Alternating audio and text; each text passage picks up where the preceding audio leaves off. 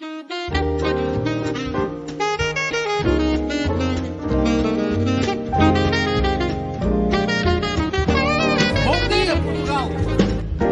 Portugal, there's a YouTube show full of fun facts you need to know. Carl rings the bell and the members show to the GMP morning show.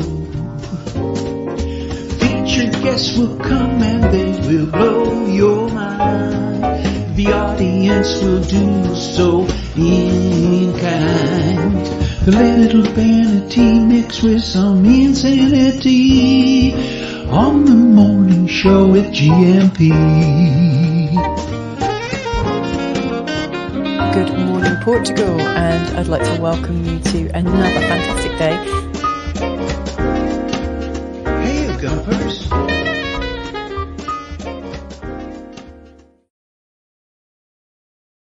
Hey, hola, bon dia, Graham Munson here with the Good Morning Portugal show, live stream and podcast. Isn't that a lovely meme on there? Have you been helped, sir? By so many people my entire life. Think about it. We have really, haven't we? Even though when sometimes it doesn't feel like that, if we just take a pause, I think that you'll find that's true. How are you? How was your weekend? Do let me know. Tudo bem? Como estás? Maybe you could send me some pictures or videos of your weekend. 913-590-303 by Randy Has is Anna Olsen in Villa Real de Santo Antonio. VRSA, I normally say. That's why I hesitated. I hope you had a great weekend. Mine was a bit busy. I was feverish at some points during the weekend. And I think, if I'm honest, Coach Turner, it was because I overdid it playing football with the kids on Friday. You say, don't you? If it hurts, stop and build up slowly. I did neither. And I think I put myself in a rather compromised position over the weekend. That's a little bit of a dental issue, but enough of my woes and problems. How are you doing? Coach Turner is here. Meeting up with Rebel Mama. Amazing. Coach Turner's here, as is the one and only original Banana Slug, who's in and will be joining me, of course, at 9 a.m. because it's Happy Monday Portugal with a bit of mindful migration Mondayness going on as well. Deagle's in, as is Joel Denort. How you doing, John? Portuglish in early. The rule of three is alive, you say. I see. If you've got some Portuguese bureaucracy to deal with, 3 visits probably. Finances visit this afternoon to pay IUC is by appointment only. So, what is your? Remind us what is that? Let's not be using acronyms and confusing people. What is the IUC, please? Portuglish, Andrew Lord Gilchrist. Anna Olsen will show your pictures now, I think, and some videos. Anna, after we've said hello to everybody, bon dia, alegria, had a great weekend. Let's start up a new week from VRSA. Thank you, Anna. Marcus is in as well. PT Country Bear. How are you, Marcus? Hope you're well. Paul Richards. Another week in paradise. Greetings, everybody. The Algarve is coming to life. The weather is smiling on us. How about that? How lovely. Beautiful. Thank you, Paul. I'm supposed to be working with Fernando today on the irrigation works, but the rain overnight may have put the kibosh on our plans. Yes, I was surprised to see more rain this weekend. Oh, sorry, this morning when I woke up. The weekend was dry, as you'll see from my photograph here. Oh, I haven't loaded it. I forgot to I put everybody else's photographs up, but forgot to add my own. I wonder if I can still show you this beautiful sunset that I captured at San Martino de Porto yesterday. No, I can't. Where's that gone? Transferencias. Oh, there it is. I've got a couple of screenshots. Yes, and that lovely photo to share with you. Yeah, we went for a lovely walk on the beach yesterday afternoon. Thought we should get out, get a bit of fresh air. And that's how the day ended at San Martino de Porto. A beautiful sunset there.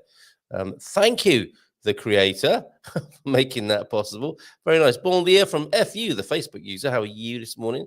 Whichever one you are. Andy Klein also, and we'll come back to your pictures in just a moment and videos, Anna, because people are saying hello in the chat, and we can't ignore that. Good morning, everyone. Big week ahead. CEF meeting. Fingers crossed. Everything crossed for you, Andy. I'm sure it'll go fine. And the IUC, just to clear that up, is the car's annual tax disc. I can't do it online or at my local AT office, hence an appointment. Why can't you do that? Is it because of your car importation status? Smash that like button. Let's see what happens. No one's done it yet, I don't think. Let's see if that happens. And if I was, what does he say? Que tal, amigos? This is Stuart of Spain Speaks. And let's see if we can get 100% on those likes. Smash the like button, if you will. And we've got Randy coming in from the Bairrada. Bon dia in recovery after an overindulgent weekend. I have your video. which was presumably shot before that overindulgence. T-shirt weather yesterday. Okay, so despite the fact that it's raining this morning, perhaps around Portugal, T-shirt weather across the weekend, as Lord Gilchrist is saying there. Like many Portuguese websites, something is broken. That sounds so poignant, doesn't it? Matty's in as well with a Bom dia alegria a todos, de Pombal Solera. It is going to be a very exciting day for me. Why is that, Matty? Or are you just going to say that enigmatically and not tell us anything else? Oh, no, here we go. Have a property viewing at 1700, 5 o'clock. Wish me luck and keep fingers crossed. Well, yes, good. I hope that is your dream home, your forever home that you're going to be looking at 1700 today. Thank you very much, everybody, for your greetings and for being here this morning. I think I can take that sunset off now and show you a video. Thank you, Anna, for your lovely pictures over this weekend. We've got something was going on in the town square of VRSA. Let's find out what that was, shall we?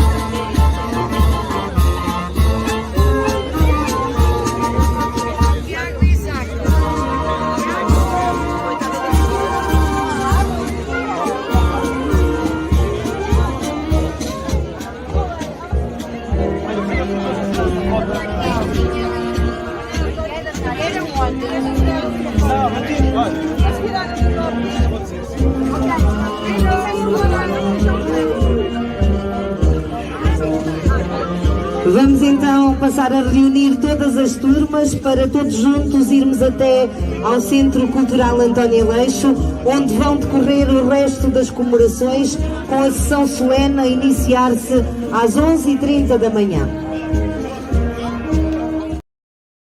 Isn't that lovely? I never had that when I was moving to Portugal. If you're listening to the podcast, what you'll have missed from the visuals there is people getting ready in the town square of VRSA, Vila Real de Santo Antonio in the Algarve. And as Portuguese is saying there, Algarve, baby! Yeah, and what a lovely scene. Fantastic music that always causes me to sort of have a little lump in my throat, that sort of brass bandy type music. Kids milling about, and then the announcer talking in Portuguese there. Isn't that a lovely vignette of Portuguese life from the Algarve over the weekend? So thank you very much for that, Anna. What was actually going on, though? I wasn't able to discern that with my the level of my linguistic skills. Can anyone else help? What was the nature of that event there? And then you, I think this is later on in the day. Let's have a quick look at your next bit of video. 30 seconds, in case anyone's concerned, if they've got enough time to make a cup of tea or not. Stay where you are.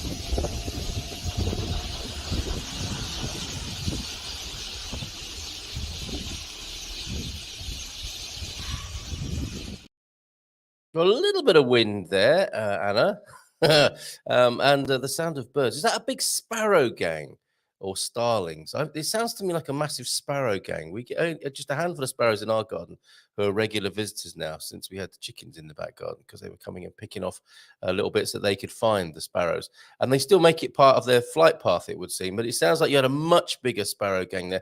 Another wonderful soundscape. So even on the podcast, if you couldn't see the pictures, which was the view from Anna's balcony, I think, across the Algarve, sunset there into the distance, and the soundscape of sparrows or starlings possibly in the foreground there. Thank you very much. Wonderful vision and soundscapes of Portugal from you.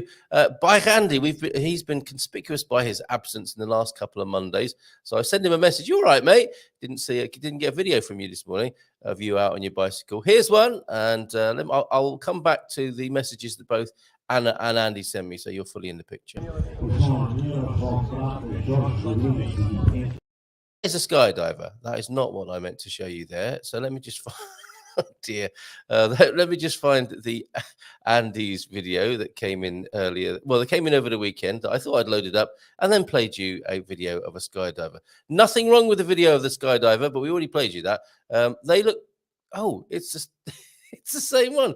Andrew, hold on. Bye, Andy. Wait a minute. Whilst I'm doing this, please take a look at this wonderful visual that Anna sent us as well. This is I think it must be the end of that day in the VRSA town square. And there's all sorts going off. Have we had a fly past there? And we've got those smoke flares. Is that what they're called? That you see at football matches. But quite the thing going on there. And I'm still not entirely sure what that is. What do you tell us about that, Anna? What a weekend, you say the swallows. Okay, the swallows, neither sparrows or starlings. The swallows are happy both in the sunrise and the sunset celebration of the cultural annex in VRSA. Okay, so I'm still no clearer. What is that? What is a cultural annex there? Okay, and that's me trying to download another picture, which is the climactic picture of a nice glass of wine at the end of the day. Anyway, toast opening of my terrace, bon night car, and hope your weekend was fab. So the pictures came in yesterday, and yes, it was. Thank you, Anna, for those.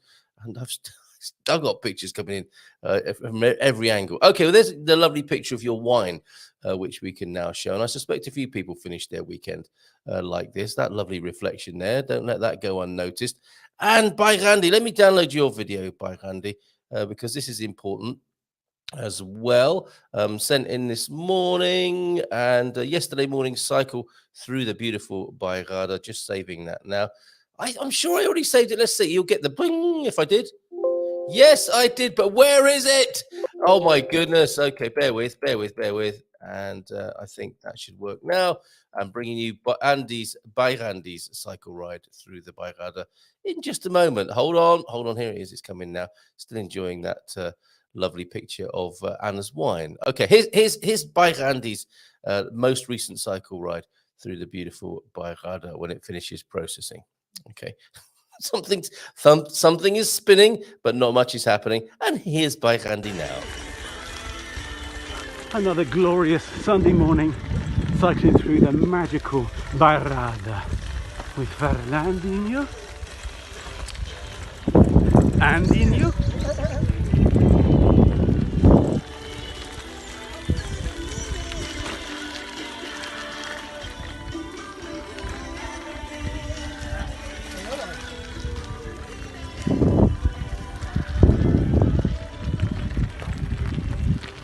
ciao bellas.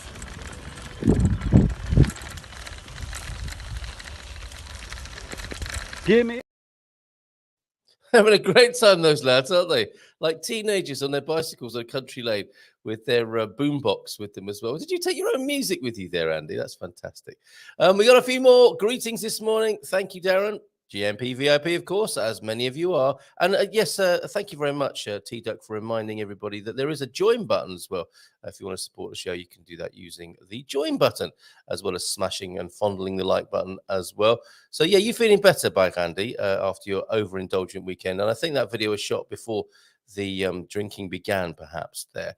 Okay, have a property viewing at 1700, says Matty. So, yeah, if we could all cross our fingers for Matty, that would be great. I will need a temporary living arrangement while restoring the ruin to be my home. Okay, so what does that mean then, Matty? Are you asking if anyone's got a spare caravan they can borrow from us? It was a beautiful and sunny morning first thing, says Portuguese Lord Gilchrist, Andrew. The clouds have rolled in now in the capital. Victoria's in as well now. Hola, bon dia, kids. I only have to show a glass of wine and she's here. Hola, bon dia, kids, from another gorgeous day in Portimao. So it's looking good in Portimao. Jim White's in too. Bom dia, todos. And a bon dia from Darren as well. I enjoyed my first balcony sunset last night. There you go. I thought so. And we may have others now. Is this one from you? Oh, snow in the UK. Is this have you got a remote camera set up of your garden, Andrew? Or is this sent from a friend? I needn't pry, need I? And a lovely montage from Bill and Marcus as well. And there's a spring-like feeling for you two in over there in central Portugal at Salgueiro de Lomba. So I'll show those pictures as well. It's quite the contrast, that actually. Snow in the UK and then the lovely Salgueiro de Lomba this morning. So yes, I'm glad some people are having spring-like vibes this morning. Okay, snow in the UK then, still there at the moment, and we'll come back to the God Squad tip of the day because it was a similar scene from Coach Turner's window, wasn't it, last week? And that is not a balcony sunset, by the way. So let me take that off the screen. That is Surrey, I think, in one of the wonderful home counties of London in the United Kingdom there, and snowy, and then back to central Portugal and spring-like vibes, and a nice little montage from Bill and Marcus there, Salgueiro de Lomba. Thank you, everybody, on 913-590-303. Let's go to the God Squad tip of the day and a bit of Hugo Nuno action, as well as our Portuguese saying and a deep thought, no doubt. Bon dia, GuMPers, says Coach Turner, the start of a new week. And we're off child wrangling again today. Even her parents described the 3-year-old as a terrorist. She's gorgeous, really. Then catching Rebel Mama for dinner. Fantastic. So you're either flying to northern Portugal or Rebel Mama is in town over there in the UK in the snow. Good timing, Rebel Mama. God Squad tip of the day from you. This week, I will be mostly talking about running. Oh, Coach Turner, did you hear earlier on when I said I'd overdone it playing football with the kids? You really do have to build up slowly. I haven't run and played like that for a long time. And then I went and did pickleball. Went to Colin's pickleball demo on Saturday, which was great fun. And I'm seriously thinking of setting up a pickleball session, a family one, over here in San Martino de Porto. The whole family got to grips with that, and it was great fun. But on Friday, you had to run around with the kids on a concreted five-a-side football pitch. Peas, send your questions. I need to sort out that ticker tape as well, don't I? But yeah, I overdid it, and I think it's quite difficult not to do that. You share, this is what Michael Heron did, isn't it? Watch this, kids. And I must admit, I was doing that a little bit with my football skills, running rings around them, but I paid later for that. So there was some running involved. Let's see what Coach Turner has to say. Well, for most of us, walking is probably the best exercise. Some enjoy running or want to start, so we'll focus on some simple tips. Thank you very much, you and your simple tips this morning. Try to run on the balls of your feet rather than the heels. This helps in 2 key ways. Firstly, it allows your ankle and calf muscles to reduce impact, and they act like a spring, providing bounce. Who doesn't like a bounce first thing in the morning when out running, of course? Secondly, it helps prevent your foot landing in front of you, which would lead to a braking force, making running much harder. So try to run on the balls of your feet rather than the heels. This helps in those 2 key ways that Coach Turner has outlined there. Thank you very much for that. And bon dia, GuMPers. Feliz segunda, todos. Como estão? Tudo bem? He can ask those questions himself when he joins in a little while. That's James the Banana Slug. Deep thought then. Don't tell people your plans. Show them your results. Anonymous. Now, I was thinking about this. There's an interesting thing happening tonight under the leadership of the great Garvo, he of the Man Cave and the Wine Club. He's doing some sort of social experiment tonight, and I'm involved in it. And it's about the information wars, is what he's calling it. And it'll be on YouTube and it'll be live. And I was thinking about this so much, so many of these news shows and all this culture war stuff. So much of it is about what people think, not what they do, or just responding to what people do, but responding to the things other people say about what people are doing. And we can be so far away from the action, can't we, in the media? So this, I think, is connected to that, and is truly a deep thought. And Garvo will be here at about 9:30 to tell us more about his social experiment, which I'm involved in tonight. Maybe you can be as well. I don't know. He'll tell us more about it. I don't entirely understand what it is, but I have agreed to take part because I trust Garvo completely. Deep thought, I maybe have to review that this evening. Don't tell people your plans, show them your results. That's anonymous, and I think it's very true. A very helpful guide in life. Portuguese saying of the day then, não há pior cego que não que ver. There is no worse blind man than the one who does not want to see. Well, that's another ubiquitous translinguistic classic, isn't it? None so blind as those who don't want to see. That's yes, it would be that may be also connected to the news media and the dominant narratives, right? No. The trams in Lisbon were called Americanos. Trams are one of the most popular forms of transport or public transport in Portugal's capital city. They were brought to Lisbon from the USA in the 19th century, hence they were given the name Americanos. You can still see these trams at the Lisbon Tram Museum, the Museu de Cariz. Now, Americano, you might think of coffee, mightn't you? If you want an Americano, ask for an abatonado. I know, it's a little bit confusing. Back to the dad jokes later on. Deagle with a weather report, no doubt. Bon dia, Carl and GuMPers from a mild but very wet Belfast at 11 degrees. Weather warning, snow later this week. Oh, my goodness. Wow. Okay, well, take care over there, Deagle. Thanks for keeping your one-man show going on WhatsApp as well. You missed one of my comments about an FB Facebook advert for a living container here in Pombalka. Oh, okay. So you're looking for a living container. that sounds slightly chilling, but presumably it won't be one of those refrigerated efforts. Yes, that was Surrey. Thank you very much. And good morning, my love. Coffee. Yes, please, Mrs. M. There's no milk. I've discovered to my chagrin this morning. I had the last of it anyway. In my tea. So a black coffee, yes, please, from the Barefoot Broadcast. That is Mrs. M. And that will be a little side project that we're resurrecting. And who doesn't like a resurrection first thing in the morning? T-Duck, a large gin. Okay, not wine, celebrating the first sunset on the balcony. Is a balcony sunset made with gin or vodka? Asked T-Duck of you, Darren. It was a large gin. Did you think to take us a picture, Darren? Although you have been very kind, actually. You did send us, you have sent us some great pictures from Porto. And we do have an outstanding question over on the YouTube channel. I think his name was Mick, was looking for tips.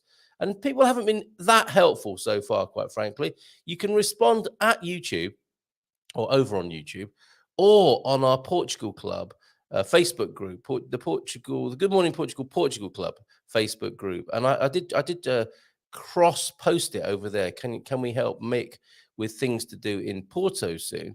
Lee McGrady says, yeah, my favorite thing to do in Porto is to get back on the Lisbon road and go home. Not helpful, Lee. Better suggestions, please, over on our Facebook group, if you will. Okay, well, good luck finding your living container, which is another way of saying caravan, isn't it? But you talking about one of those porter cabins or something like that over there, Matty. Thank you very much. Oh, there's a description of what was going on with Anna in VRSA over the weekend. Good luck. Good luck, Andy. Honest, Seth, are human. You'll smash it, says Paul Richards. That's really encouraging and nice. Thanks for that, Paul. Owen's in as well. Hola, bon dia. And yes, Ian, now that the sun is more often and less rainy, I do need to restart the running. I will keep you posted. Remember, run on your balls. Matty, sunset vids incoming. Thank you, Victoria. Such a gorgeous weekend. Lovely. And I have a video I'm making right now. Yay, Darren. If we can get the exclusive on that, the debut premiere, that'd be wonderful. The property I am viewing today is almost surrounded by a river that runs all year round, and it has 2.5 hectares. Lucky you. Good morning, ladies. What about us gentlemen? Unless you're cheekily referring to us like that just because I was wearing a Pride mankini on Friday. And that hopefully it's still strewn, discarded on the floor. So a really good party went on in here, which it didn't, but it still could. Always good to have your Pride mankini lying around. You never know when you might need it. Bon dia, Owen. Will you be at the meetup on Wednesday? I'm planning to be there. And I am talking about a converted shipping container. Oh, they get hot in the summer and cold in the winter, don't they? So be careful with those. I tried to shave for the first time since leaving Portugal last month. It took longer than expected. Did you need help with that? Did you have to get a consultant in to help you with that? Thank you, Victoria. I do want to talk as well before... Oh, brilliant. So Amasel de Perez last night and glorious Praia de Rocha Miradouro sunset. Yes, okay, these are incoming. I only had to ask the question, how's your weekend? And it has solicited some wonderful photographs and video. Thank you so much for those, Victoria, and to everybody who sent wonderful visuals in of your weekends. Thank you so much, and I'll be able to bring you those in just a moo. These are the visuals then of Victoria's weekend. Look at the colours there. Wow! And I dare say there aren't any filters on there. That to me looks like a Portuguese sunset au naturel, and there perhaps the hostelry that was visited to watch the sunset go into complete darkness over a cocktail, perhaps. Let's see what the video looks like as well from Victoria. Thank you, Victoria, so much. Appreciate it. Here it is. Sorry, let me just remind everybody what and where this is. The video is of Praia da Rocha. Okay, the Praia da Rocha Miradouro sunset video. Playing it now, I think, if I've got the right one. Have I?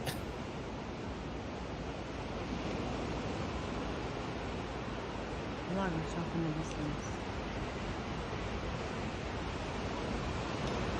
Shot from the Mirador and Praia da Rocha. Gorgeous creepy red sky tonight.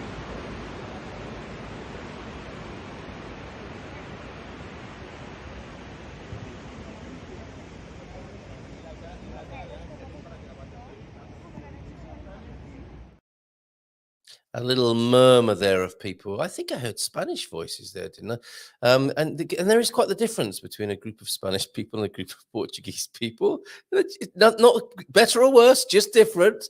Thank you so much, Victoria. I love that little hubbub of people enjoying the sunset. Beautiful. And who doesn't like it a bit pink and red late last thing at night? Pride Mankini. I must have missed a gem of a show. The clip is available. Not as popular as I thought it might be, but on the YouTube channel, we definitely have the Pride Mankini fun, including the shocked face of Filomena, who was, of course, with us on Friday. Yes, Owen! See you then, mate. And sorry, people, I have to run. Lots to do in preparation of viewing. Wish you all a great segunda. Até amanhã. Thank you, Matty, for being with us thus far. Very quickly then on the headlines over on the English-speaking news outlets. Because at least I want to share with you is the fact that Mimi Cat is to represent Portugal in the Eurovision Song Contest. Has anyone heard the Eurovision entry? Who doesn't like a Eurovision entry first thing in the morning from Portugal? It must be a grower. It was sent to me telling me how amazing it is. Maybe that's not the best thing for me to hear. When people say to me, "You've got to hear this. This is amazing," I have an immediate reaction. It's like, I'll be the judge of that. Thank you very much. Whether it be, film, music, whatever. And it didn't hit me as an immediate hit or winner for Eurovision. But then again, that has happened before. I think Portugal did that last time, didn't they? Didn't quite understand it, first of all, whether it would be a winner, whether it would do well. And I don't think it did do very well, did it? But it did grow on me. The point there is it did grow on me, ultimately, the Eurovision entry for last year. So maybe this one will as well. And let's find out a bit more about Mimi Cat. Regret or rejoice? We don't want to go there this morning, do we? But I'm going to go back and see what that's all about later on in the Portugal news. Mimi Cat to represent... Get off. Mimi Cat to represent Portugal in the Eurovision Song Contest. Singer Mimi Cat with the song Ai Coração has won the Festival de Canção and will represent Portugal in the Eurovision Song Contest scheduled for May in Liverpool in the United Kingdom. Ukraine won, of course, but unable to host it for obvious reasons. So that's runners-up UK will be hosting the Eurovision this year. And I think that will make a lot of British Eurovision fans very happy indeed, including expats watching it from here. Mimi Cat is a stage name of Portuguese singer Marisa Mena, 38 years old. It's so old-fashioned, that, isn't it? Excuse me.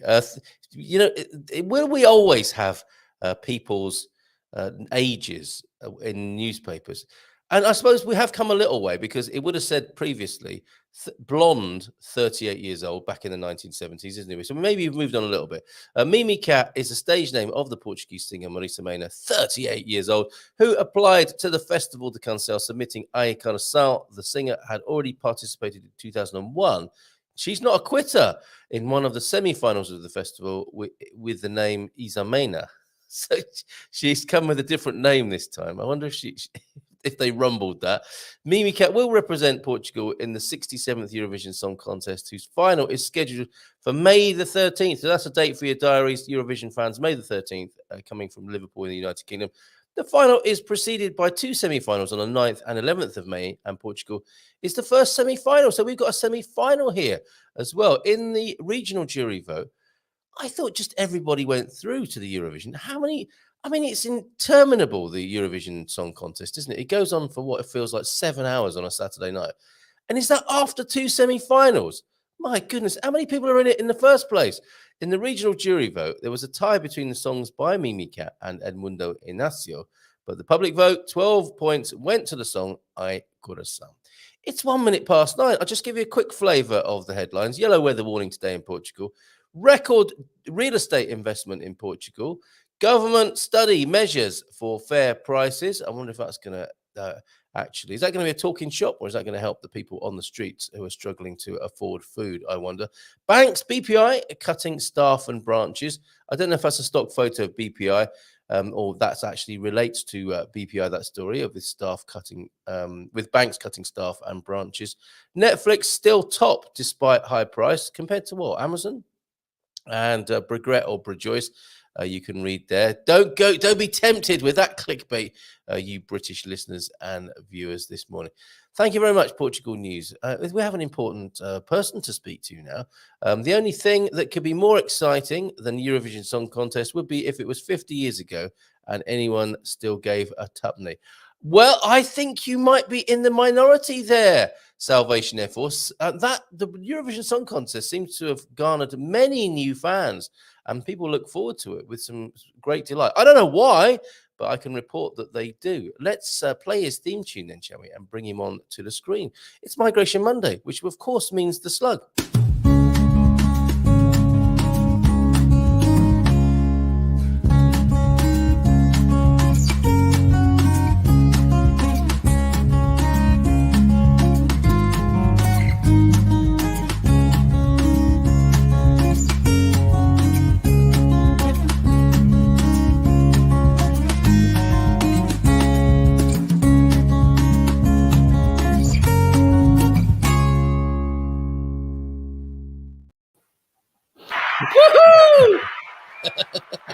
Love that tune. More and more, it seems. I saw you getting down there. Olá, bom dia, tudo bem? Bom dia, muito bem, obrigado. E tu? Excelente. Muito bem aqui, Senor Slug.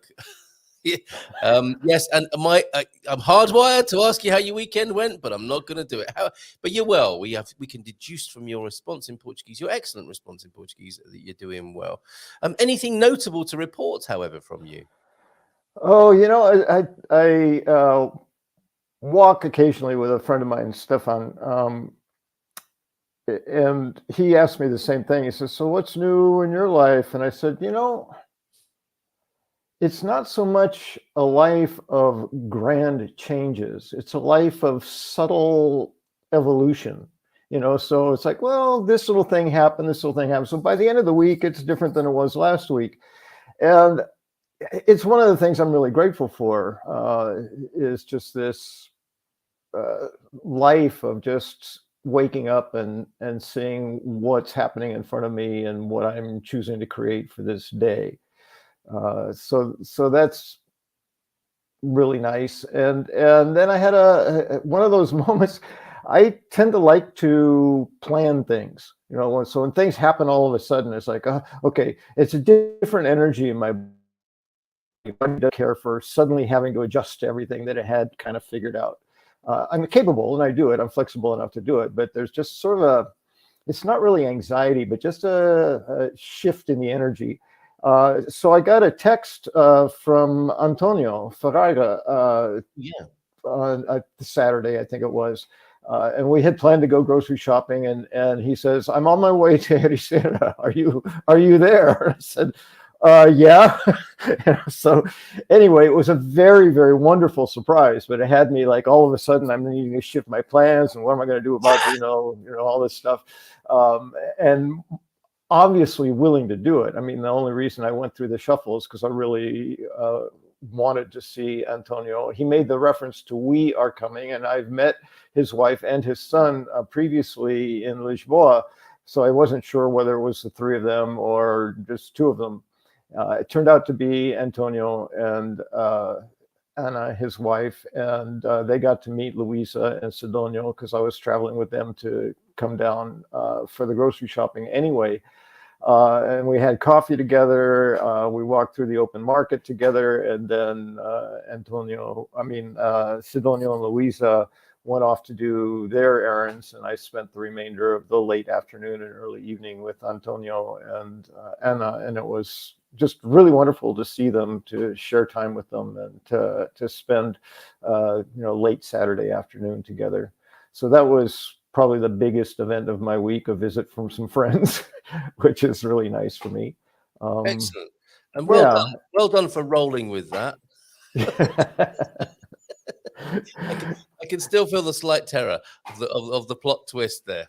Yeah, it's like, I got to rearrange my whole life, which is, am I going to go to grocery shopping today or figure out another day to do it? Yes. Like I said, how lovely that you have a quiet life of equanimity by the sound of it. A lot of people, I think, work very hard to have that happen, and I think that's why, in many ways, you're able to come and talk to us on a Monday morning with this, a guru-like attitude, having created this calm life, and things like your headphones falling out do not faze you. I'll just go. It's not a biggie.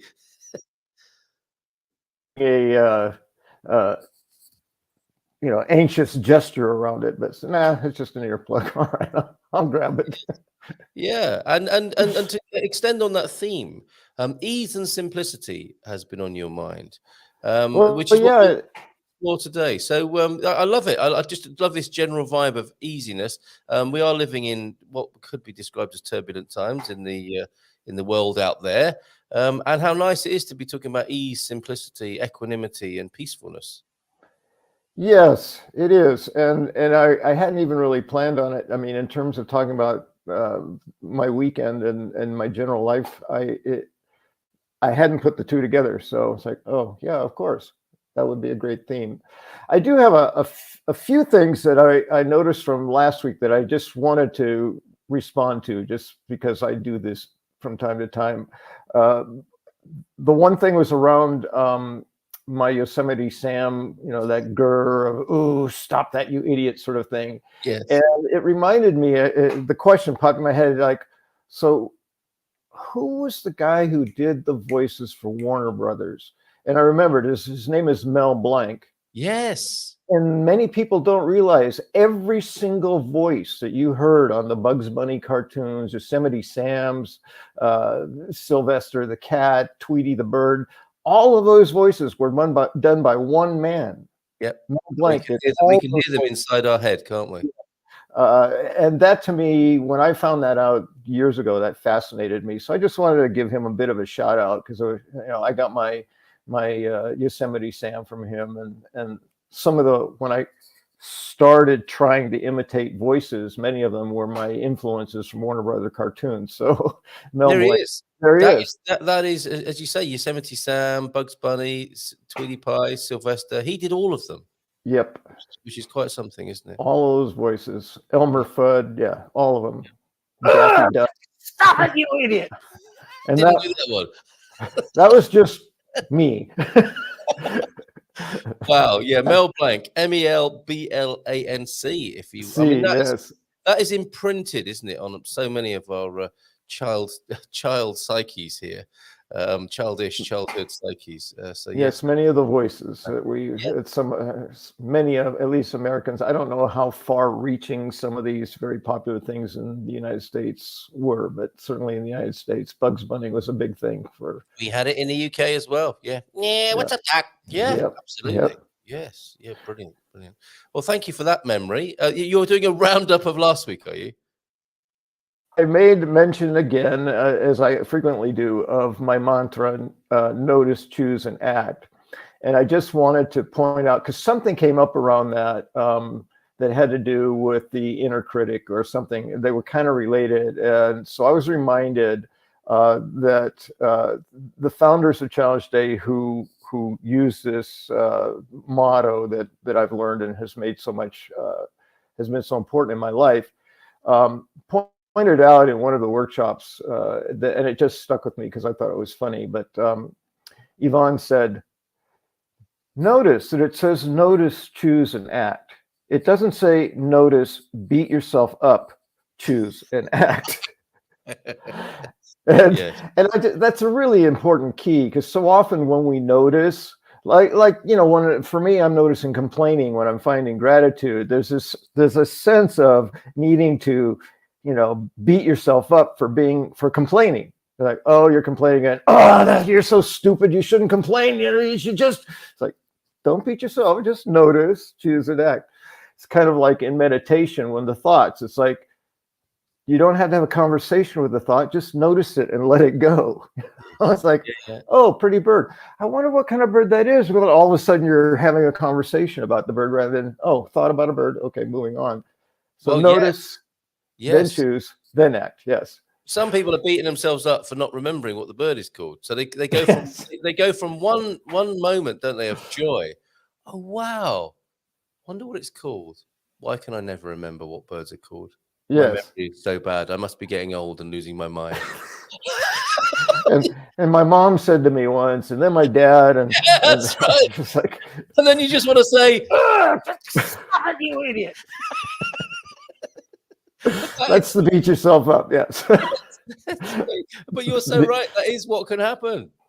And it's consistent. I'm realizing so many things are. This is consistent with my thoughts about simplicity and ease as well. So I'll get to that in a minute. But there's a couple other a couple other things I thought of as I watched the replay.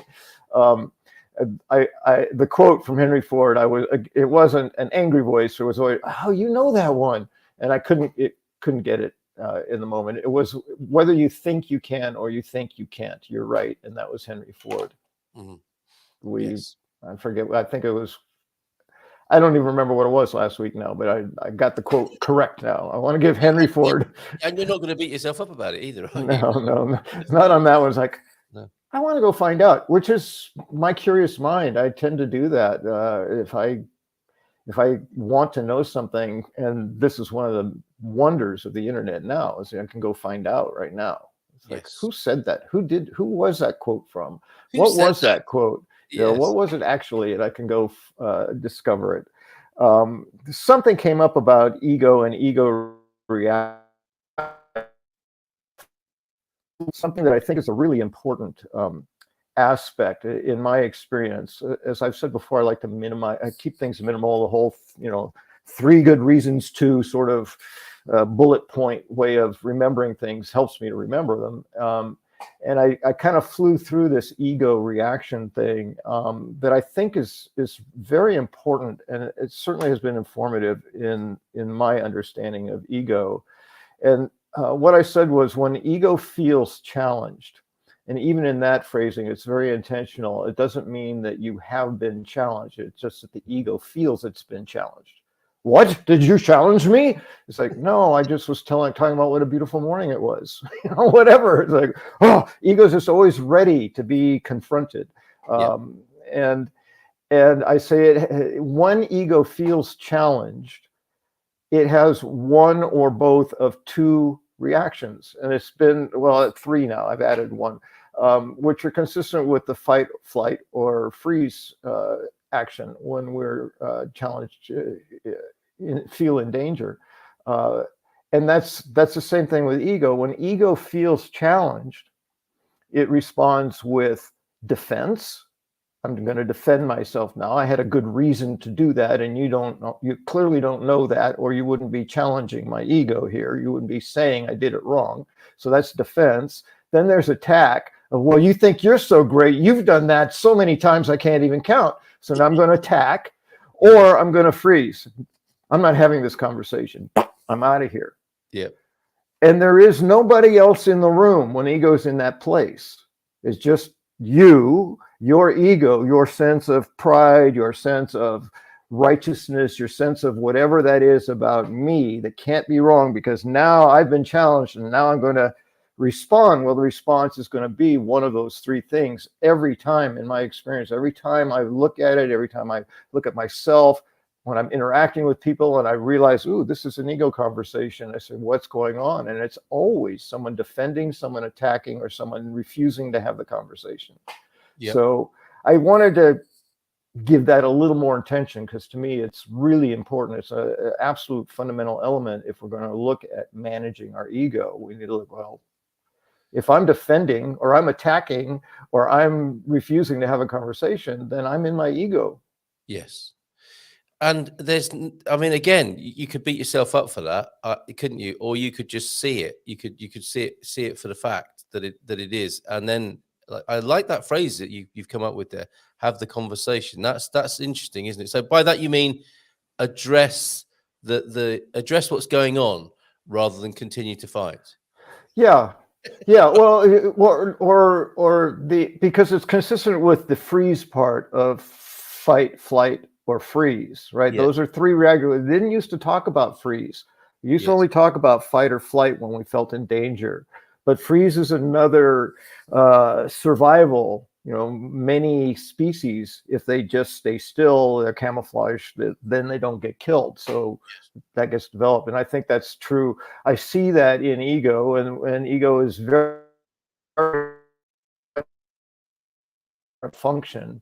It's there to keep us alive. It worked way back when, and maybe it works now too, but it tends to get in the way of what I call healthy conversation. Yes. So the freeze part in ego is a refusal that just said, I'm out of here.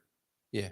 That reaction of, basically it's a F you, Guilty as charged. Eat my dust. Yep. My way or the highway. Absolutely. Totally understand that. This might be relevant. This is also a reference to the human condition. I think this is a still from the movie Ran, isn't it? Kurosawa. I don't know. Such is the human condition. I wanted to shoehorn that, and I'm not sure if that's the most appropriate shoehorning in, but we are talking about the human condition this morning, aren't we? And at some point, maybe relating it to the business of migration into Portugal. And I think what you're talking about, ease and simplicity and cultivating an attitude thereof, certainly is useful, not just for preparing your D7 application and all the things that go with it, but also in Portuguese life. As well, we've got a comment from Portuglish asking that question. Ease and simplicity, keywords today, with finances. So, do you think is his ego getting a bit bristly already there about that situation? And what can he do about it? More to the point.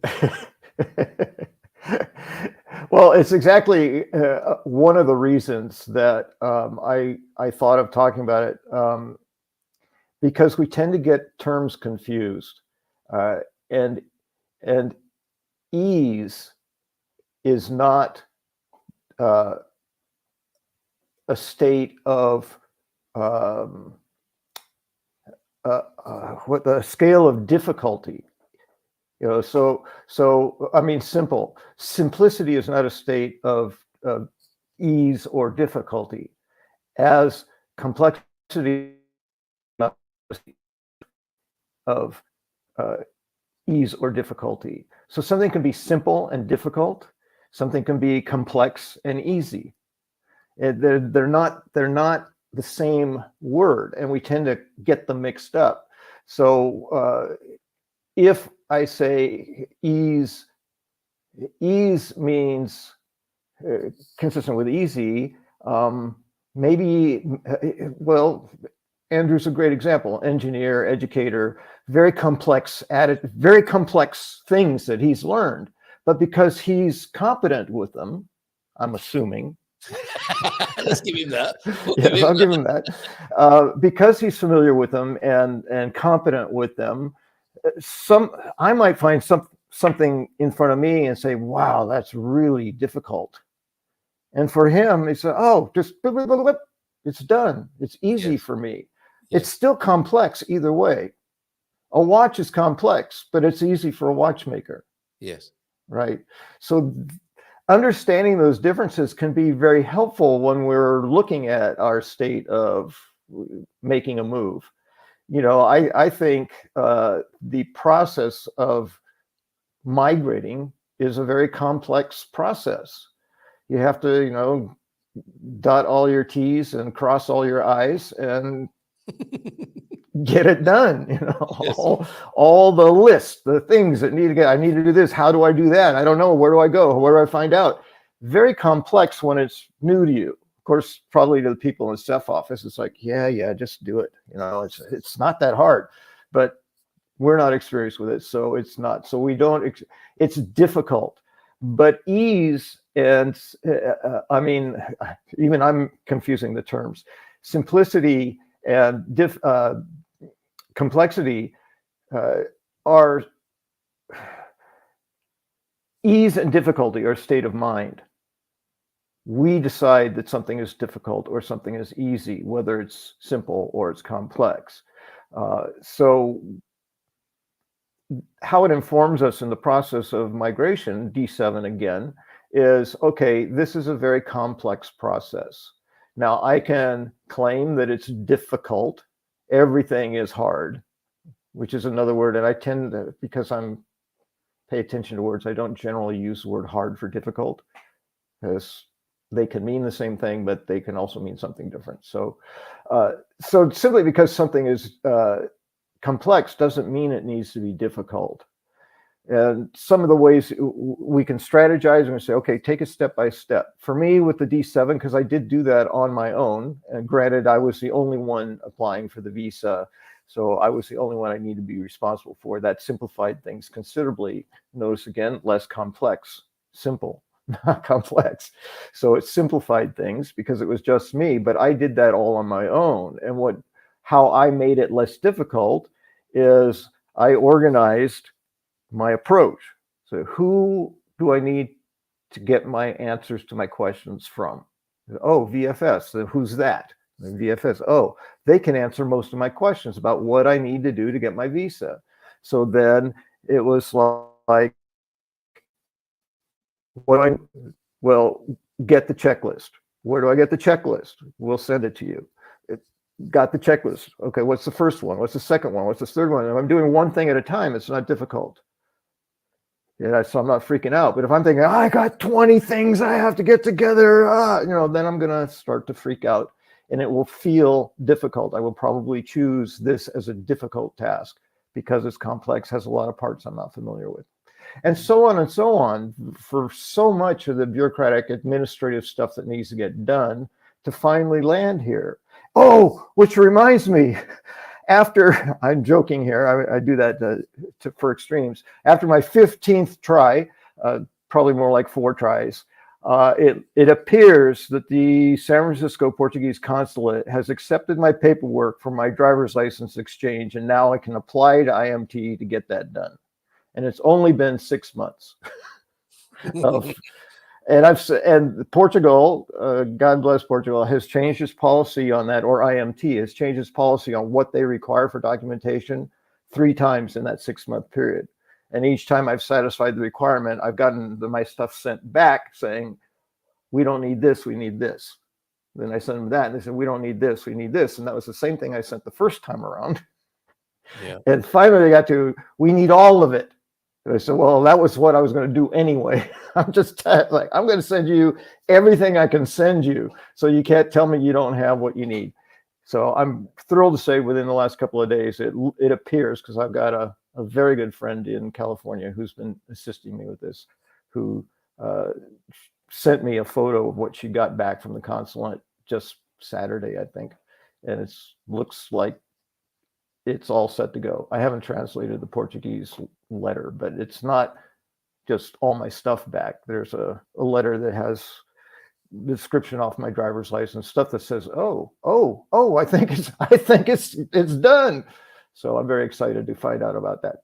Well, I'm loving the thread this morning, and we will continue with this. We're going to pick up with Garvo in about 5 minutes, because he's popping on to talk about a new information war, or war of information program live stream tonight that I've agreed to be part of, which is a social experiment, and he's going to tell us about that. We've got a lot of catching up to do in the comments here, James, given what you've said this morning, and I really do like what you're talking about, because it isn't just about mindful migration, it's about mindful living, isn't it? And whether we take the opportunity to in situations go with our emotional reactions and take a long and tortuous sometimes journey with our emotional reactions, or if we stick to the facts of the situation, which I'm not, you and I are making it sound easy, possibly, but I don't think that is what it's simple. It's simple, but it's not easy. Not necessarily. And pain Yes. can be experienced. And I think Bob nails it here. Ease is so much easier for us when we keep focused on what is, of course, rather than what we want it to be, or when we drop into some habitual thought pattern like this always happens, or why do the Portuguese have to be like this, etc., etc.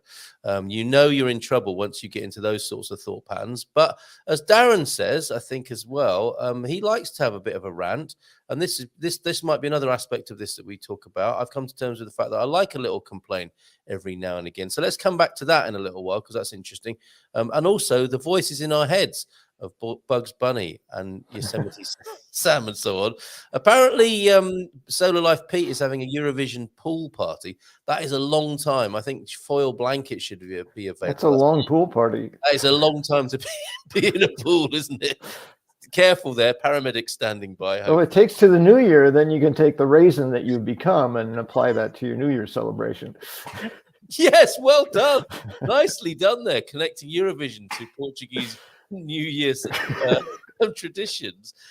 Yes, not giving a tuppence also came up. Tuppence halfpenny, 2 pence. Thruppenny bits also came in, which we shouldn't really talk about. But it is all to do with old British currency. A tuppence, a former UK silver coin. Cool, I want one. 2 pennies, the tuppence. And it is a way of... I don't care about something. I don't give tuppence for that.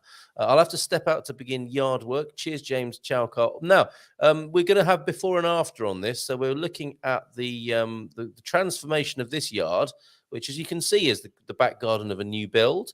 And we'll see. I think we're going to get a gradual reports of this taking shape. And notice how much green is in there from the last time we saw that. Yes, my goodness, if you've got a good memory. Yeah, it was just earth or dirt. Just dirt. Yeah, dirt. It was just dirt before. Now there's a bit of green stuff going on there. Portugal's, what is it? You know, the nature in Portugal just keen to grow. Turn your back for 2 minutes, and you know some wood sorrel has appeared or something beautiful. It's and I'd say not just Portugal. I think nature is keen to grow. Yeah, but I mean, you know, here it's especially so, isn't it? You know, you could hope for that in the United Kingdom, but with the other natural factors going on, it might not be quite as fertile as you've observed. Yes. There. Look at that. You're right. There's a green tinge across it, not unlike the one I have because of my green screen technology. The green halo. It's a theme. Yes. Tuppenny is abbreviated, an abbreviated idiom. I couldn't give a tuppenny damn. A TD is not important, as in it's not even worth 2 cents to me. 2 pennies. 2 cents. You say that as well, don't you? The Americans say 2 cents when it comes to such a put down. Good morning, everyone from 3 Ps in the Pod. Morning, Simon. Paul Freeze also did hundreds of voices. So what were some of his? I don't know. I'm not familiar with his name. I'd love to know what his voices are. Can you imagine how it would have been if Mel Blanc and Paul Freeze met for lunch? It'd be a party. Used to be English for money of very low value. Thanks, Paul, for that. Segunda-feira. Feliz Antonio. Antonio F is here as well. Good morning to you, who you mentioned before, James. Much of my early appreciation of classical music came from Bugs Bunny. Who can forget to the soaring music of Wagner's Flight of the Valkyrie. Yeah. It is amazing, isn't it, how you could argue that in the simplicity of... I mean, they weren't simple, again. They seem simple now, don't they? But they must have been very complex to make in their own time. But they were really deeply educational, whilst appearing quite superficial and silly. But isn't it great that João de Norte would remember Wagner's music from Kill the Rabbit? Even the name of the episode there. I bought my first ever Mars bar. Do you have Mars bars in the United States, James? You do? Yeah. M&M's, the Mars company. Yeah. Big US company. Yeah. It cost me 3 old English pennies, equivalent to less than 0.01 euros nowadays. So that was an important moment, obviously. Elf Air Force says Portuglish. Lots of lovely greetings coming back and forth between the community here. And yes, Darren's idea of complaining every now and again. To Darren from Salvation Army Force, I heard an old Arkansas, of course, saying it does a dog good to have a few fleas because it takes his mind off the fact that he's a dog. We will return to this because we've got the great Garvo now. And I'm glad we've got a psychotherapist, counselor standing by here in the shape of James, because we are going to be talking more about the ego and how people react in this time of the culture wars and information wars. Let's give him a nice big round of applause. Oh, that's not a round of applause. That we might need that later when he starts swearing. Here's the applause. Backup beat. Good morning to you, Garvo. How are you? Good morning, gentlemen. I'm pretty good. A little bit nervous, I must admit. Okay. For about what's to come. But yeah, okay, not too bad. Nervous about tonight, or nervous about being here in a James and Carl sandwich? Tonight more than anything, really, because Okay. it's quite a challenge for me, really, technically and personally, because there's so much going to be going on. Yeah. You can't see. There's going to be wires everywhere, screens, but it's going to look, hopefully, like I'm going to be kind of in control. But also, one of my greatest fears, and I think we've discussed this before, is reading aloud to people. It's actually a phobia of mine. But I've decided to kill two birds with one stone and try and have a go at that one tonight. So if I do falter, please forgive me, because I'm sure I'm a little bit dyslexic as well, so that doesn't help.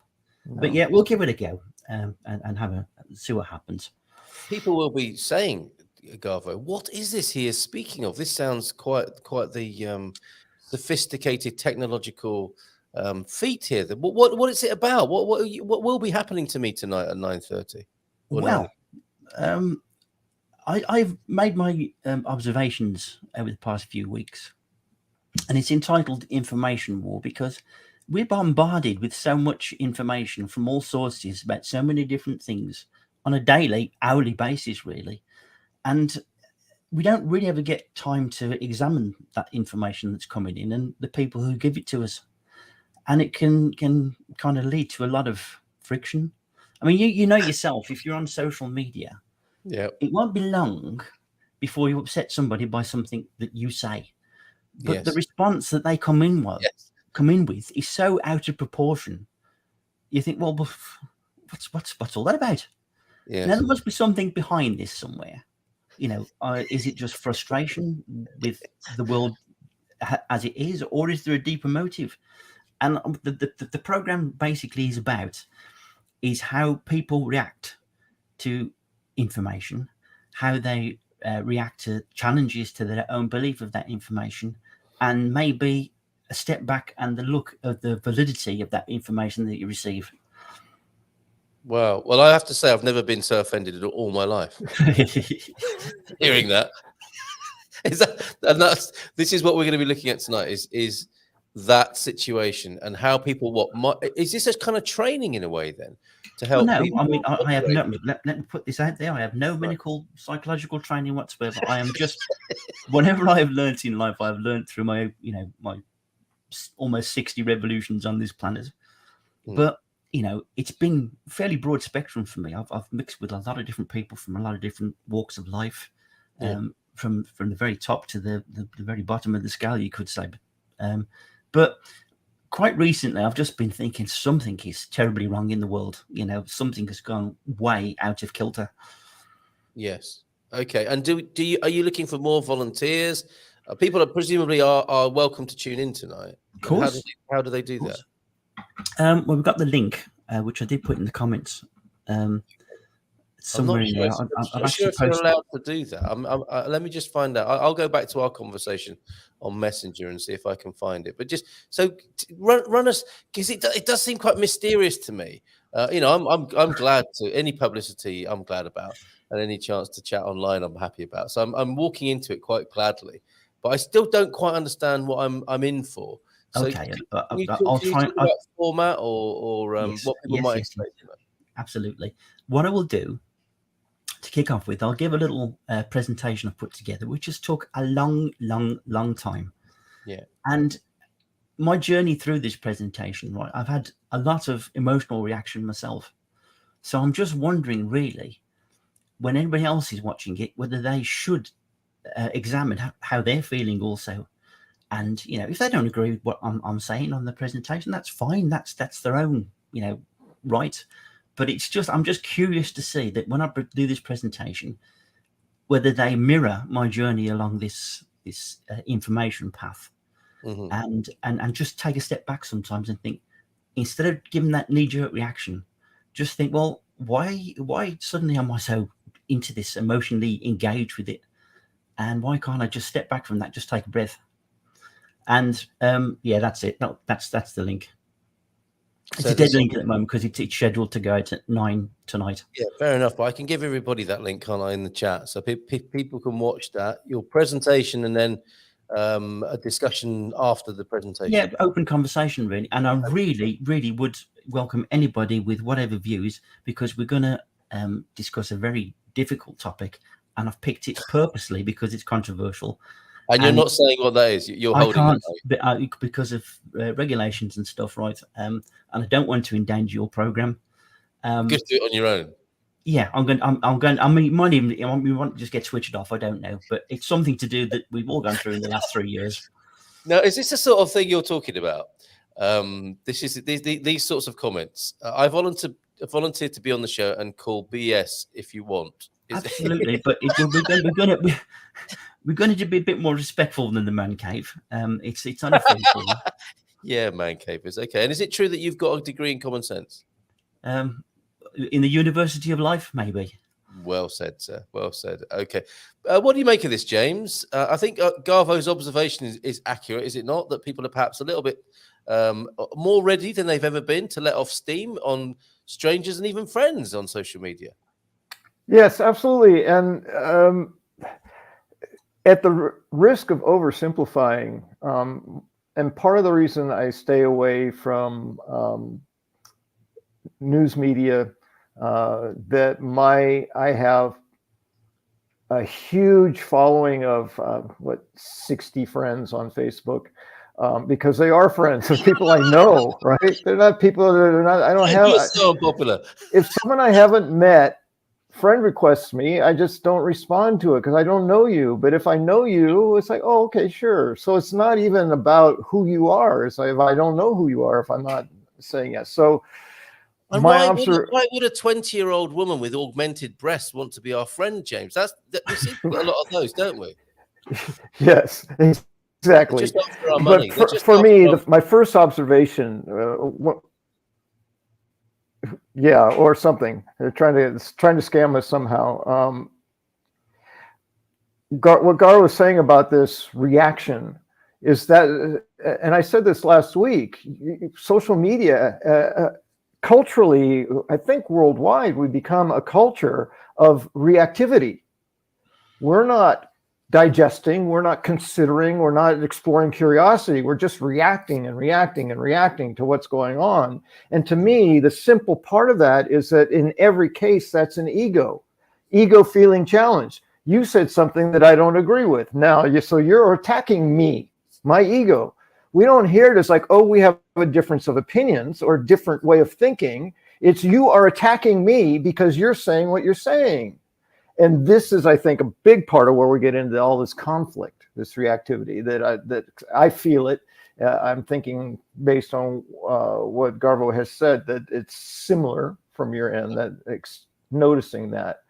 I noticed for me as well that whoever's responsible, however deep you want to go, there is so much information and misinformation and what's the other,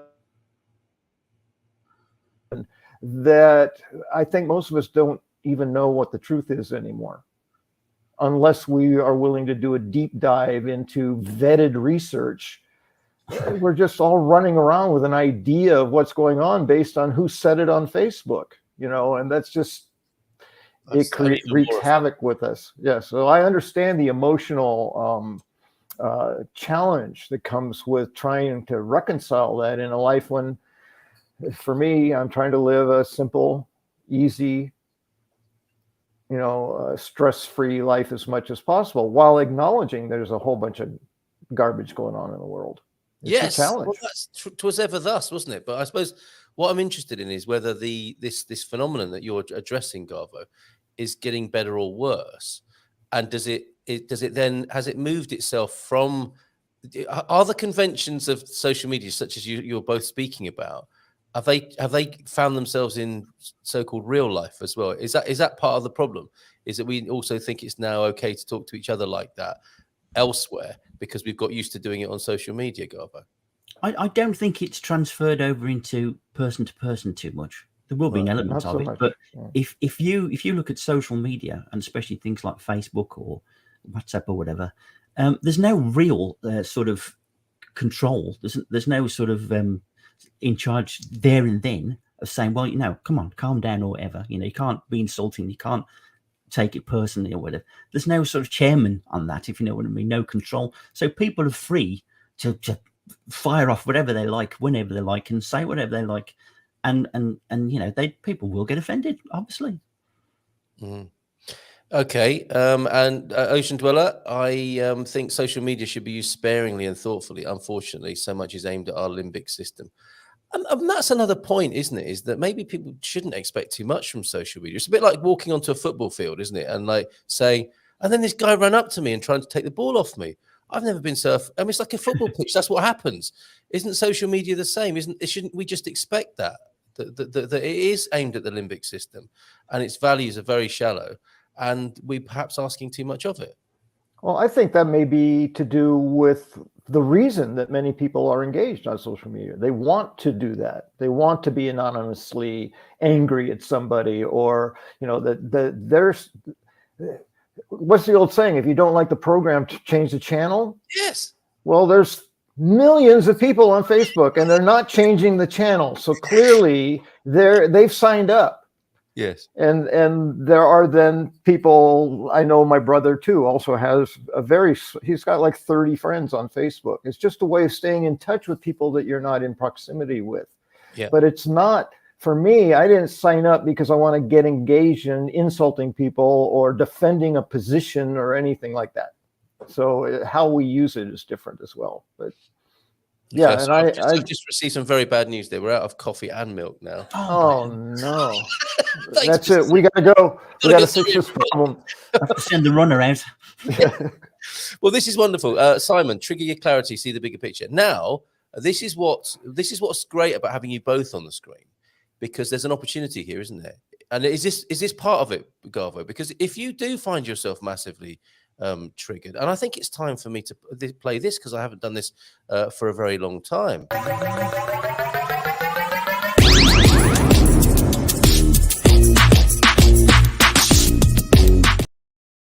I've had some great times on social media, absolutely feeling kicked in the guts and thinking, why? Okay, I'm going to think carefully about how I respond to this person and they're going to get it from me now. And you've been on, you and I have done it to each other, Garvo, I think, haven't we? We've had our we played tennis, haven't we? We have. Yeah, and to me, it's just part of our friendship. Not so much when it's a complete stranger, because you're thinking, how dare a complete stranger speak to me like that? He's going to get it now. And then I think, what is this really about?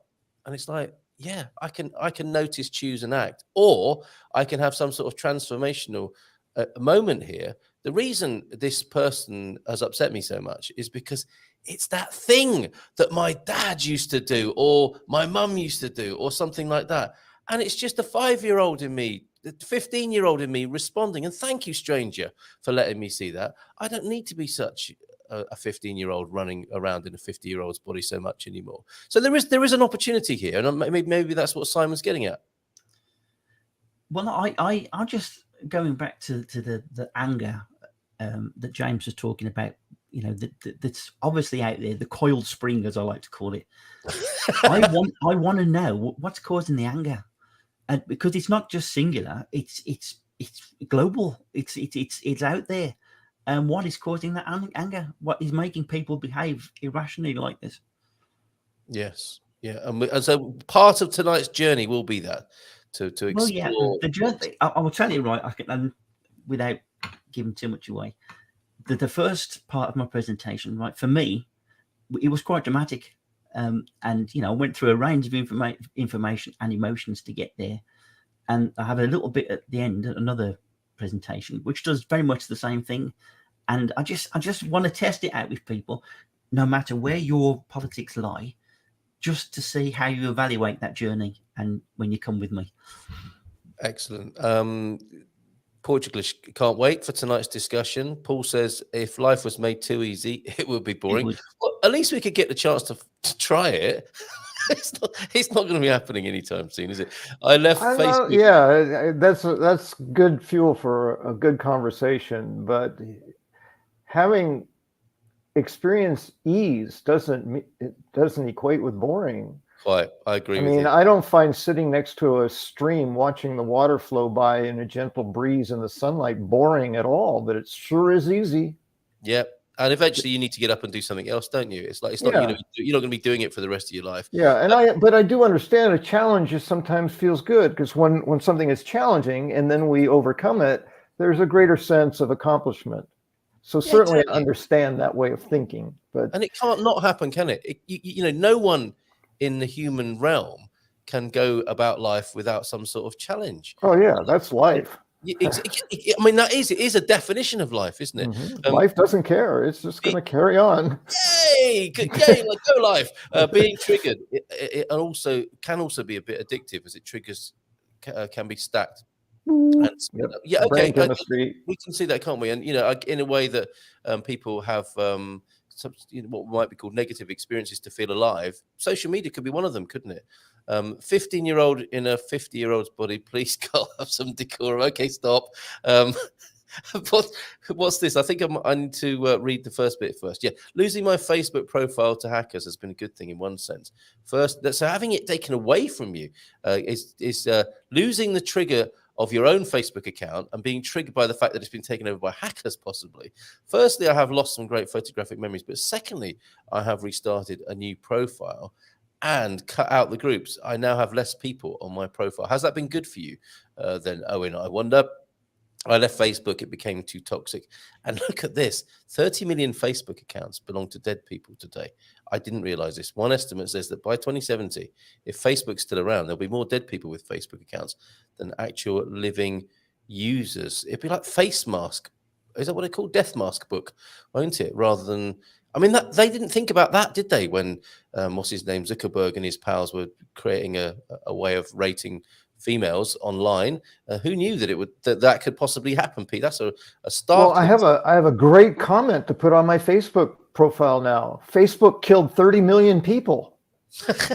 Yes, so you could go around triggering others on Facebook with that. Yeah, yes. That would be great. Let me do that. I saw that about Facebook, so you can come back in a minute on that. When after you've done that, yeah, come back to us. When I search the information war on YouTube, a whole lot of things come up. Of course they do, but not this program. Is there a good way to get notified or locate it for tonight? Well, I've done this. I've put it in there for everybody, and so hopefully that will bring a few people to the yard, as it were, tonight, Garvo. And I look forward to being part of your experiment. Will you stay with us for a continued discussion about ease and simplicity? Because I think they are connected in a funny sort of way. But good luck. Absolutely. Good luck with it tonight. James, anything else you want to say about it? I think I've more or less covered it. One thing I have discovered was when I made the choice to change my profession, to become a psychotherapist. I was very clear about what I wanted at that point in my life. It was considerably later. I was in my 40s, but when I made this decision to make a career change, and people were saying, "Oh, you're so courageous, you're so brave." And like, well, it's what I need to do for me. And it didn't feel like that big a deal. But that's part of what happened. Is I was clear about what I wanted. For the first time, rather than saying, "Oh, this isn't what I want," it's like, well, what do I want? What fits me? What would be something that was a reason to get up in the morning, that kind of thing. And ultimately, through this process, I came on going into psychotherapy. And once I was clear and made that decision, I've shared this with many, many people. It was akin to having a jigsaw puzzle in a box, opening the box, dumping all the pieces out on the table, and then just sort of observing the pieces starting to assemble themselves. There was that sense of ease. That's what I'm getting to. There was ease in it. It didn't mean, occasionally it's like, oh, how'd this piece get over here? I have to add that. Or I think this one goes in this corner, but it wasn't difficult. It was easy. It was complex.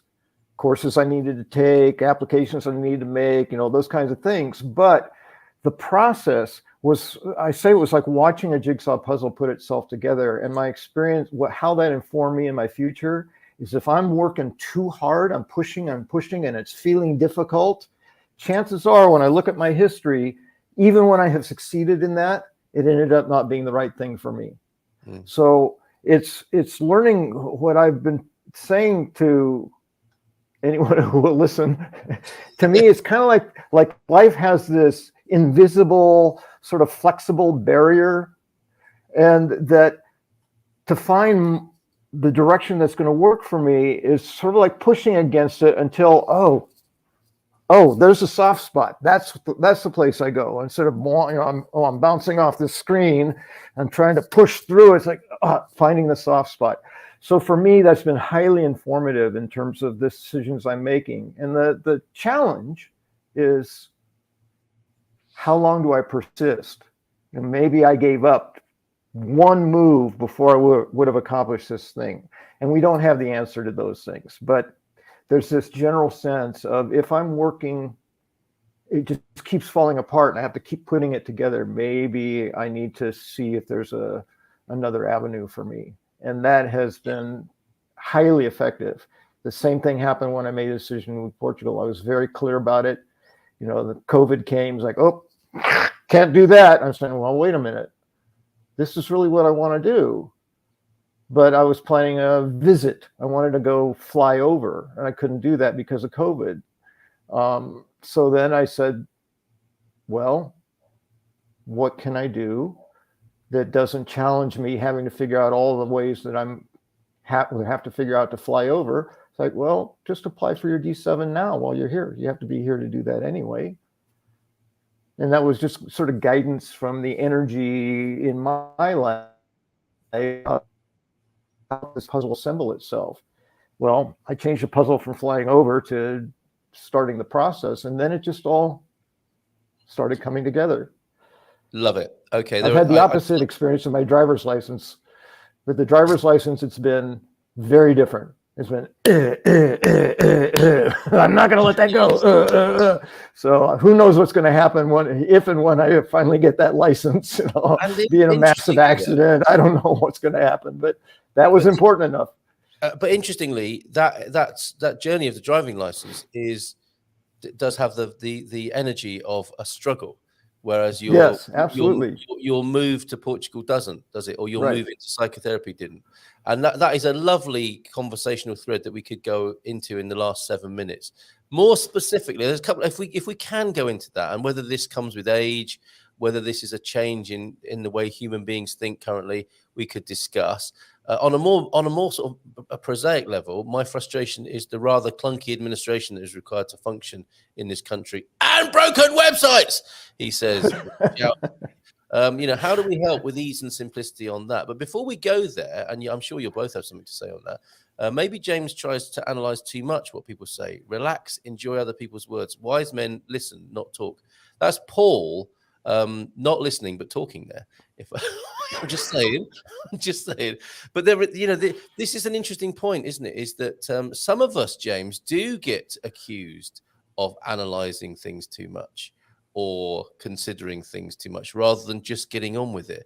I think that's part of this conversation as well, and will be an ongoing part of our Monday morning conversations. What do you say about the so-called right balance of thinking and doing? I think I've got the answer to that one, right? All right, we'll come back to James. I think it's a really simple one, right? And I've learned this technique now. No matter what gets thrown at you, right, or opposition to whatever you were saying, just turn around and say, okay, I acknowledge that. You don't have to verify whether you agree with it or not. Just say, I acknowledge that. I hear you. Well, and I came to a similar place. Yours is very clean and clear, but for me, again, this theme of ego, when I'm awake, when I notice, it's like, do I really need to say anything at all? do I need to respond to this or to react to this? And Garbo, what you said is great. It's like, I acknowledge what you say. Yeah. I don't have to argue it. I don't have to agree with it. I'm just saying, okay, I heard you. So that's another way of saying that. Yeah. I hear you. It works magically, really, for me. It's poish. It's poish. And as well, though, if it does hurt, I'll give you an example. Like people call me all sorts of things, and often, ranging from my kids to people in this community, whatever, we'll have things said because we're in communication as human beings. And my kids might call me a poo-poo head or something like that, and I'll just laugh about that, and then I'll raise the game a little bit with my own comeback on that, and we'll have fun doing that. And then somebody the other day, I told you about this, said. I was doing my kind of political stuff on my own Facebook timeline, and someone said, "You make a much better light-hearted chat show host than you do a political pundit." And I Still holding on to that one. yes. Yeah. And the important thing is, why did I? Yeah, just shut up. Stop it, you idiot. So why? And that to me is such good value when you find. Okay, when I got to what you said, Garvo, okay, I hear that. I'm going to sit with that. I'm going to receive that, and I'm going to look at why it hurts so much. There's some serious treasure in that at that point, isn't there? And I had the choice, I think, and when we're talking about balance, the balance there was, do I just keep going? My timeline. I say what I like. You can't say that to me. Bam, bam, bam. Or like, well, okay. Why did that hurt?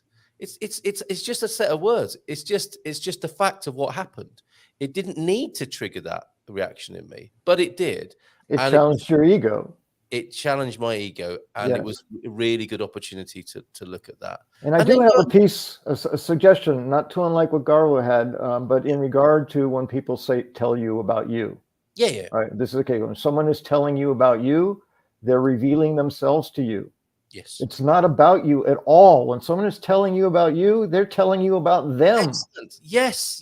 So if you can remember that and remind yourself that, going, this is not about me. Sometimes we can find compassion in that very moment and go, oh my God, what kind of life must they have lived to have that idea about me that is so incorrect? Yeah, and of course, I tried to do that. I just combed their timeline to see if I could find some compassion for them. But no, I couldn't. I just wanted to... Well, sometimes you can't. Sometimes they're just a jerk. Yes, of course. Being judgmental is just lazy because it involves less effort than being analytical. Oh, nice one, Salvation Air Force.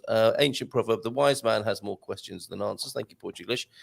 Does anyone else have an interest in Myers-Briggs? No, it's rubbish. Sun Tzu, he will win who knows when to fight. He will win who knows when to fight and when not to fight. Yes, and who doesn't like a Chinese sage put down? Bon dia, oh my giro. Thank you, Tabitha. Good morning to you. That's Key James. Do I need to respond to perhaps ask? That's an interesting perspective. Yes, interesting point of view. Thank you very much. I can move on now. Tell me more, or how's that working for you? That can be a bit of a snarky put down. I did use that, especially if it's done sarcastically. Yeah, how's that it's one of those things you have to say with the right tone, or it's not going over. It certainly is. And how's that working for you? Oh yeah, no. But you can come back with lovely. Thank you very much. That's like obrigadinho, right? You can mean it like, oh, thank you, sweet little thank you. Or you're gonna be like, thanks a lot, buddy. Yes. Be careful with your tone. Yes. I've got a work meeting now. Let's hope my manager has some compassion. Well, if he or she doesn't, you just tell us, Darren. We're right behind you. I sent the sunset video via Signal, so maybe we'll have that one tomorrow. Jim White, a sometimes helpful pattern interrupt is wait. Why am I talking? That's a fantastic acronym. WAIT. Why am I talking? Beautiful. Very good. Yep.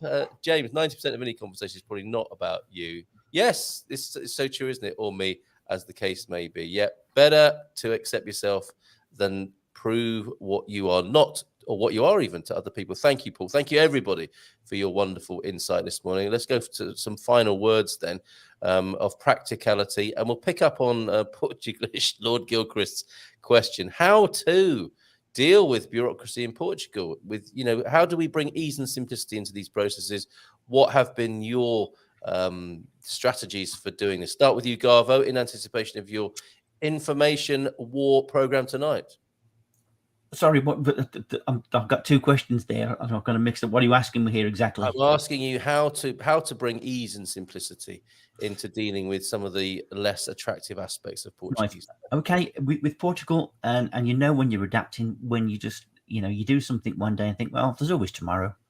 There's always shrug your shoulders, walk away. There's nothing I can do today. I'll come back with the right paperwork tomorrow, whatever, and we'll try again. Marvelous. Thank you very much. See you tonight. That's beautiful. Was it 9 o'clock? 9 o'clock, yes. 9 o'clock. I will see you there, my friend. Connie, we see you this morning as well. Thanks for being here. James, ease, simplicity, your final words. I just want to briefly say that's very consistent with Andrew's complaints about the website, and I had a similar experience. I tried to get on and wasn't responding. I said, okay, I'll do it tomorrow, and boop, on it went. So it's great advice. For me, there's a level of acceptance, stop resisting what is, that helps me. It's like you can fight it or you can go with it. Yeah. And what's, again, this is when you're awake. When I'm not awake, it's usually my rebellious 15-year-old cussing at people. So, yeah, you have to be aware. I do want to not remind you, but just while I've got you for a minute there, Carl, I sent you a meme when I came on today. There it is. That I thought of us as soon as I saw it. So I wanted to just see yes. Aren't we lucky? We have the technology to upset people and enjoy our own hilariousness. There you go. Thank you so much for that. Do you know what? Right, I'm sorry just to jump in there, right? Because something has just snapped from my past, and it was a quote my mum used to always come up with, and there's so much truth in it now. And she used to say, "There are none so blind as those that don't want to see." But also remember that can apply to you as well. Do you know what that was? That was actually part. That was something that came on this morning early. Sorry, I was late in, but she used to use it all the time. You're so insane. There have been so many comments this morning. I'm struggling to. It's longer than a Eurovision Song Contest because of the comments we've got here. Let's get in the pool. There you go. Portuguese saying. Now a pior cego que now quer ver. There is no worse blind man than the one who does not want to see. Yeah. But you can be the blind man as well, can't you? Of course we can. And yes, if we can see that we're not seeing, that is the great gift, I think, that we've been given, and we can learn from that. And that's what I think we do most Mondays here with a bit of mindful migration. Thank you very much, James. Thank you very much, Garbo. Don't go anywhere, though, because we've still got those dad jokes to do. And I think we've got a bit of a backlog, haven't we? You need to take responsibility for these, James. I do.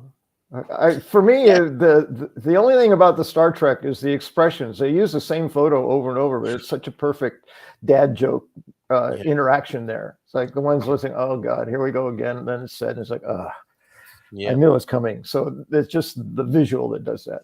But, every morning I would take my cow for a long walk in my vineyard.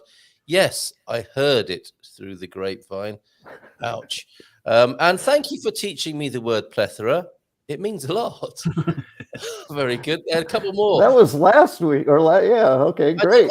I don't know if I included it, so I just thought you should I think you did, but yes. Take the flack as well. 7 days without a pun makes 1 week. Stop it, you idiot! That was the wrong jingle, but actually, in any sort of way, it worked out okay. It kind of worked.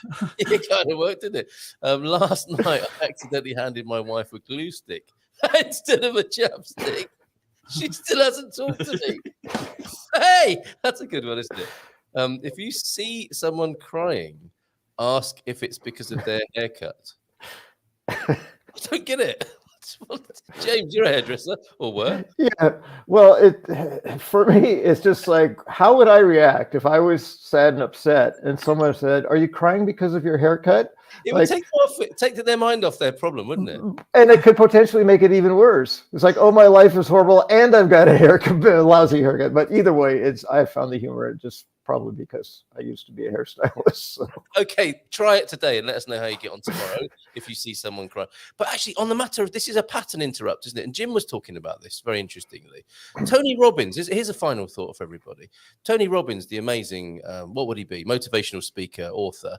Unleash the giant within with me, Tony Robbins. And he would have, he told this story of people coming to see him in his consultancy. And people would come in and they'd sit down and, oh, my life is so terrible. And they'd be crying. And Anthony Robbins would say, do you mind? We haven't even started our session yet. And they would go, oh, sorry. And they could just snap out of it at will like that. And doesn't that tell you something about how we are as human beings? And who knows, we might discover that this evening. Looking forward to it, Garbo. The Information Wars at 9 with you on, what's the name of your YouTube channel, mate? Gary Austin, strangely enough. Gary Austin. Very good. And a lovely memory. What's this? What's this? I think we did do this, but you can't complain when a dad joke gets repeated. We did. You ran that one by me, so that was last Monday, I guess. What did Yoda say when he saw himself in 4K? Can you do a good Yoda, Gary Austin? 4K HDMI. And the Brummy Yoda. It doesn't get better than this. How do you know it didn't come from Birmingham? Smile and the world will smile back. I always tell my clients, Ocean Twitter says, you can try to fight reality, but reality always wins. Let's leave it on that note. Fantastic. Cheers, James. Cheers, Garvo. See you tonight or see you tomorrow morning when we'll have the Departure Lounge, which I think is on another one of your gifts, Garvo. And we'll be talking about how to get a will sorted out with the wonderful Nelson Teresa tomorrow on the Good Morning Portugal show. Excellent job. Bye for now. Ciao. Ciao. Great job, fellas. Oh, where's that outro? It's here. So we just pretend everything's okay because I've still got to find the outro. Here we go. Let's do it again. Ciao.